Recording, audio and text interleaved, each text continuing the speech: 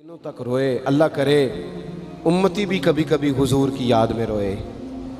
ایک تو یہ ہماری محفلیں ہیں نا جن میں مجبور کر دیتا ہے خطیب واعظ نعت خواں، تو مجبوراً بھی سبحان اللہ کہنی پڑتی ہے. کاش کبھی گھر میں بیٹھے بیٹھے بھی دل کرے اور ہم کسی نعت خواں کے دروازے پہ اسپیشل جا کے دستک دیں اور اسے کہیں دل بڑا پریشان ہے، مدینے والے کی کوئی نعت تو سنا.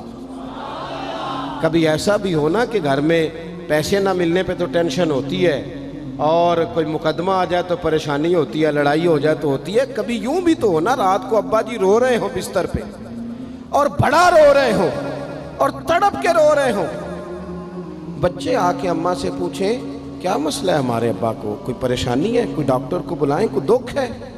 اماں کہتی ہے جاؤ تمہارے والی بات نہیں. بچے اصرار کر کے کہتے ہیں نہیں اماں بتا تو صحیح مسئلہ کیا ہے.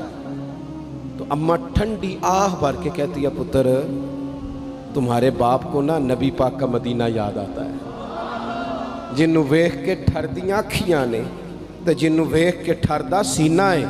ربا تیری ساری خدائی چ ایک ہی تے شہر مدینہ ہے. پیسے جتنے آگے جی انہیں بڑے نے انہاں سٹیو تہاڈی مہربانی. اسی کڈی سمجھدار قوم آ، پہلے آپ ہی کھلاری دینے پھر آپ ہی کٹھی کری دینے. کیسی بات ہے. غوث پاک کی محفل میں لوگ بندے گنتے تھے، توبہ کس کس نے کی. ہماری محفلوں میں لوگ نوٹ گنتے ہیں اور اسپیشل بندے رکھے ہوئے نوٹ گننے کے لیے. بس کریں یار چھوڑ دیں، بڑا ہو گیا یہ کام ہماری. سنیں جی سنیں، اللہ خوش رکھے، اللہ آپ کو خوش رکھے. اور میرے بھائی اللہ جزات سنیں، ہمیں جو کچھ دین نے دے دیا ہے وہ ہماری اوقات سے پہلے ہی بڑا زیادہ ہے. تو یہ نوٹ چھوڑ تو یہ تو بات ہی پیچھے رہ گئی ہے. سانو تخت ہزارے دی لوڑ کی ہے، نالے کی لگے شہر بمول دے نال اسی اپنی بال کے سیکنے ہیں. سانو کی لگے کسی اور دے نال. یہ چھوڑ دیں یہ کام، یہ کوئی اتنا مناسب نہیں لگتا. اللہ جزائے خیر دے. آپ توجہ کریں کیا عرض کر رہا ہوں. تو شدید حضور سید عالم صلی اللہ علیہ وسلم رو رہے ہیں آزمائش میں. امت کی آزمائش کو دیکھ کر حضور رو رہے ہیں کہ امت آزمائش میں. حضرت جبریل نے جا کے عرض کی یا رسول اللہ وہ جو خاص حساسیت ہے نا حضور کی طبیعت میں امت کے حق میں، اس کے لیے حضور رو رہے ہیں. تو رب کریم نے کیا پیغام دیا؟ کہا کہہ دو محبوب سے جا کے وَلَسَوْفَ يُعْطِيكَ رَبُّكَ فَتَرْضَىٰ، محبوب رب آپ کو اتنا دے گا کہ آپ اپنے رب سے راضی ہو جائیں گے. راضی کیا جائے گا امت کے حق میں. اور حضور فرمانے لگے جب تک ساری امت جنت میں نہیں جائے گی میں نے راضی نہیں ہونا. حضور کا یہ رشتہ حساسیت، چونکہ ہمارے پاس تو اب ہم بعض دفعہ لگتا ہے کہ زیادہ عالم ہو گئے لوگ، تو ہماری دیواروں پر نا اسکولوں کی دیواروں پر انگریزوں کے قول بھی اب لکھے ہوئے ہیں. تو کئی دفعہ پوچھنے کو دل کرتا ہے انتظامیہ سے کہ حدیثیں ساری یاد ہو گئی ہیں بچوں کو، جو تمہیں اب قولوں کی ضرورت پڑ گئی وہ بھی غیروں کے اقوال تک تم آ گئے ہو. اس قوم کو تم نے حضور کے فرامین سارے سنا لیے. او خدا کے بندو، حضور نے تو اتنا حساس کر کے یہ رشتہ بتایا ہے کہ باریک باریک نقطے بھی سمجھائے. یہ کام نہ کرنا دوزخ میں چلے جاؤ، یہ کام کرنا تمہارا فائدہ. ایک ایک بات کھول کے بیان کی. امت کے پاس ٹائم ہی نہیں ہے حدیثیں پڑھنے کا، وقت ہی نہیں ہے. ہمارا تو مزاج بن گیا نقطے سننے سنانے کا. نقطے وہ ہمارا نقیب محفل اسٹیج پہ بھاگ کے ادھر جاتا ہے پھر بھاگ کے ادھر آ جاتا ہے. وہ کیوں لگا کہتا میں جملہ دین لگا. او خدا کے بندے تو جملہ رہن دیکھا، تو کوئی آیت دے، تو کوئی حدیث پاک پڑھ.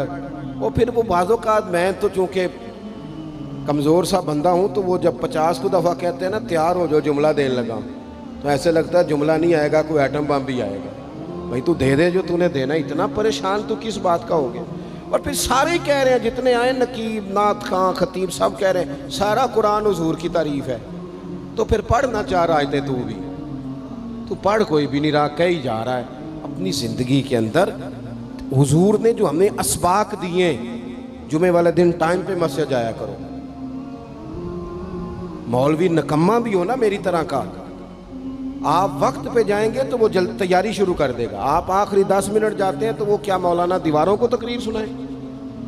تیاری کریں، حضور کے فرامین سنیں. اور نبی پاک صلی اللہ علیہ وسلم نے جہاں جہاں ہمیں اسباق پڑھائے ہیں وہ اس رشتے کی حساسیت کو دیکھیں. چونکہ حضور نے بڑا حساس رشتہ بنایا امت سے، تو پھر امت کے دل بھی حضور کے حق میں بڑے حساس ہیں۔ اپنے مزاج کے لحاظ سے نا نرم طبیعت کے آدمی حضرت صدیق اکبر۔ کچھ لوگ نرم ہوتے ہیں نا بیچارے، جو گیا مان لی، جو گیا مان لی، ان کو لوگ تنگ بھی بڑا کرتے ہیں۔ یہ بھی میں آپ کو بتا رہا ہوں۔ وہ جس بندے کا پتہ ہوتا ہے نا کہ جناب اس کے پاس گئے تو یہ اکثر تارے شاٹ بھی رہتی ہیں، تو وہاں ذرا جاتے بھی لوگ تھوڑی احتیاط کرتے ہیں۔ حضرت ابو بکر صدیق طبعاً نرم طبیعت کے تھے، کشادہ روئی، خندہ پیشانی مزاج کا حصہ تھا۔ وہ دیر تک صبر کرنے کے عادی تھے، لیکن ایک دن ان کے والد آئے جناب ابو قحافہ رضی اللہ تعالیٰ عنہ، بعد میں انہوں نے کلمہ پڑھا۔ وہ ایک دن حضور کی بارگاہ میں شکایت لے کے آئے۔ اب کسی اس بندے کی شکایت آ جائے نا جس کی توقع نہ ہو، جس سے توقع نہ ہو، کسی نے کہا تھا نا کہ تجھ سے شکوہ نہیں بے وفائی کا، پر تجھ سے امید بے تحاشا تھی۔ تیرے اوپر امیدیں بڑی تھیں، تو نے یہ جو کام کیا نا یہ تھوڑا عجیب لگا ہے، تجھے نہیں کرنا چاہیے تھا۔ کوئی اور کر دیتا تو چلو بات اتنی سخت نہیں تھی، تجھے نہیں کرنی چاہیے تھی، تیری بنتی نہیں تھی۔ حضرت صدیق اکبر طبی طور پر نرم آدمی، لیکن ان کے والد آئے حضور کی بارگاہ میں، اور بزرگ ہیں اور نابینا ہیں اور لاٹھی تھامے ہو، اور انہوں نے بڑی عجیب بات کی، کہا یا رسول اللہ حد ہو گئی، آج تو ابو بکر صدیق نے مجھے تھپڑ مارا ہے، تھپڑ مارا ہے۔ یہ ابھی وہ مسلمان نہیں تھے، شکایت آئی، کریم محبوب علیہ السلام کے گرد جتنے لوگ کھڑے تھے محو حیرت ہو گئے کہ ابو بکر صدیق یہ کام کریں گے۔ حضور نے فرمایا بلاؤ نا جناب صدیق کو، حاضر بارگاہ ہو گئے، ہاتھ باندھے، نظر جھکائی ہے۔ حضور نے فرمایا ابو بکر لوگوں کو تو یقین ہی نہیں آ رہا، تم نے تھپڑ مارا ہے باپ کو؟ خاموش کھڑے، خاموش۔ کریم نے فرمایا ابو بکر سن رہے ہو میں نے کیا کہا، باپ کو مارا ہے؟ چپ کھڑے۔ تیسری دفعہ حضور نے فرمایا بولتے کیوں نہیں؟ انہوں نے نا گردن اٹھائی، آنسو ٹپ ٹپ داڑھی پہ گر رہے، رو کے عرض کرنے لگے یا رسول اللہ باپ سے کہیں خنجر لے کے میرا گلا کاٹ دے، میں سی نہیں کروں گا، پر اس نے نا آج آپ کے بارے میں بات کی ہے، آپ کی شان اقدس کے بارے میں کچا جملہ بولا ہے، آپ کے بارے میں کمزور بات کی ہے۔ یا رسول اللہ میں سارا کچھ سہ سکتا ہوں، پر آپ کا اور میرا رشتہ، حضور آپ کی اور میری بات، تن تندور تے ہڈیاں بالن، اسی ہاواں نال تپایا، کپ کپ مکیاں پیڑے کیتے، اتوں عشق پلیتھن لایا، تن دا سالن تے من دی ہانڈی، لون صبر دا پایا، غلام فریدہ میں ساری تیری، تینوں وجہ یقین نہیں آیا؟ فرمانے لگے، عرض کرنے لگے یا رسول اللہ صلی اللہ علیہ وسلم انہوں نے آپ کے بارے میں بات کی ہے، شکر کرے میرے ہاتھ میں تلوار نہیں تھی، ورنہ میں باپ کا سر کاٹ دیتا، اس لیے کہ ہر چیز برداشت ہے، محبوب کی شان کے بارے میں کوئی بات کرے یہ امت کو برداشت نہیں ہوتی، ہم یہ کیسے قبول کریں، کیسے اس بات کو قبول کریں؟ عزیز بھائی اس رشتے میں حساسیت، آپ دیکھیں صحابہ نا اس حساسیت، اور صرف ناموس رسالت کے مسئلے میں نہیں، ہر مسئلے میں وہ حضور کے حق میں حساس